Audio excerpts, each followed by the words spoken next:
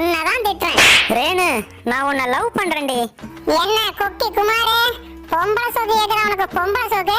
ரேணு, என்னைக்கு உன்னை பாவக்காய் தோப்புல பார்த்தனோ அப்பவே என் மனசை பறி கொடுத்துட்டேன்டி. என்ன குமாரே, கவிதையா பேசுற?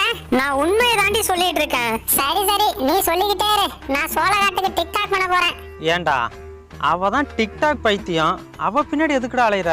ஓனர, அவ டிக்டாக் பைத்தியம், எனக்கு அவ மேல பைத்தியம். கேட்டது ஏன் தப்புதான்டா, நான் கிளம்புறேன். ஐயோ, எங்கேயா போற? அவளை கரெக்ட் பண்ணி கொடுத்துட்டு போயா. ஏய், என்னடா வேலையை பார்க்க சொல்ற? என்ன ஐயோ, 2 பேரும் சேர்த்து வைக்க சொன்னையா? சேர்த்து வைக்கணுமா? பார்க்க பாவமா இருக்குதேன்னு உன்னை பாவக்காய் தோப்புக்கு மேட்சலுக்கு அனுப்புனா மனசை பறி கொடுத்துட்டு வந்து நிக்கிற நீ. சாரி ஓனர. அப்படியே நடிக்காதடா, என்ன நடக்குதுன்னு பொறுத்து இருந்து பாப்போம். டேய், வாங்க டிக்டாக் ரேணு வந்துட்டா. இனி ரோட்ல போற மாடெல்லாம் கூப்பிட்டு வீடியோ எடுத்து போடுவாளே. என்னம்மா ரேணு, மேக்கப்